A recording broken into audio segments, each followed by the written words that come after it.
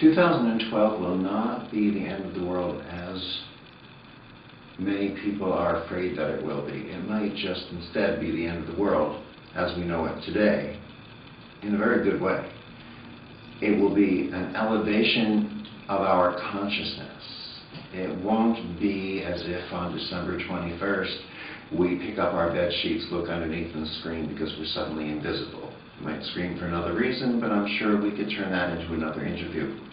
Right now, the focus is that I'm not even sure we're going to notice anything on December 21st, December 22nd, maybe for 1 year, for 3 years, for 6 years. But a dozen years or so later, we will look back and say, look at this shift in human consciousness. Look at this change in our awareness. And as we become more aware, we bring into creation, we bring into existence what our awareness recognizes. In other words, we become more multidimensional beings. And since we go where our attention is, we don't just become more multidimensionally aware, we exist more multidimensionally. The reconnective healing frequencies take us beyond energy, beyond the subsets of energy such as Reiki, Jurei, Jin, Qigong, etc. Takes us beyond the entirety of energy and into a spectrum of energy, light, and information. Aspects of light and information that have not been seen here on the planet before. 5 studies so far, with a 6th international study being planned, have shown that the reconnective healing frequencies raise the level of our light and make it more coherent.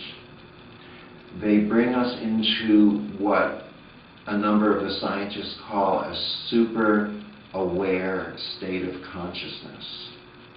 They increase the number of spindle frequencies occurring in the brain. What happens is that the DNA in each of our cells emits specific levels of light. We know this today from the work of Dr. Fritz Popp in Germany and others who are continuing his work. It is generally understood that when our health is diminishing, that light is dimming. When our health is coming back up, that light is coming back up. And light plays a very important role in the healing process. So maybe this new, expanded, more coherent level of light is a part of the gift of what 2012 is opening us up to. What it does is that it allows our light to rise to a higher vibration. Now, how does that happen? It happens through a concept called entrainment. Entrainment is, well, let's take an example. The old clock factories. The clocks would have pendulums swinging from them. After a while, all the pendulums would pretty much swing at the same rate. They would entrain with one another. Women who work together in close office atmospheres, often their menstrual cycles go onto the same cycle. This is an example of entrainment. If you have 2 stringed instruments and you pluck one here and pluck one there, what happens is the lower vibrating string often rises towards the higher vibration of the other string. This is entrainment. Now, how does this work with light? When we access reconnective healing, we move beyond energy into light and information. This higher level of light communicates with us on a level other than conscious. And something inside of us subconsciously says, hey, I remember this. I recognize this. This is a part of my essence that I experience in between lifetimes, when we return to that light that we all come from, that we all return to. I think I'll do it again. And we return to that vibration of light. And once we do, we regenerate tissue more instantaneously. Our muscle tissue changes, our collagen changes. And anything denser than that light vibration, which pretty much tends to include most of our health challenges, has very little left to hold on to. So as appropriate for that person on their life course, those health challenges, those densities simply fall away.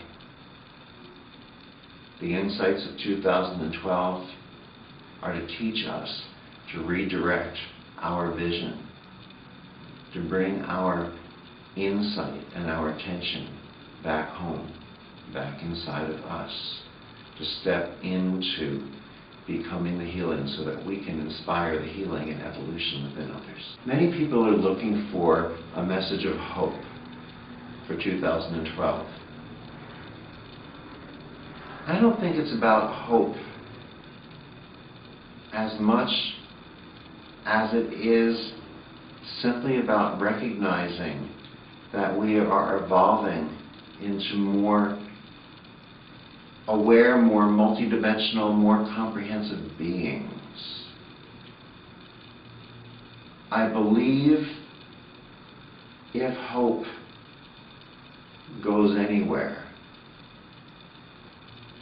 my hope for 2012 is that we learn to recognize, to stop looking for what makes each and every one of us different, individual, and unique, but that we learn to look for what makes each and every one of us the same. Looking for what makes us different is what has spiraled into conflicts, arguments, and wars. When we learn to recognize what makes us all one and the same, that when one child cries in one part of the planet, 100 children weep in another, that when one child laughs, 1,000 children laugh, that we are that connected. As soon as we recognize that, we will become more fully one community on this planet. And as far as I'm concerned, that's the next step into becoming more fully one community in the universe.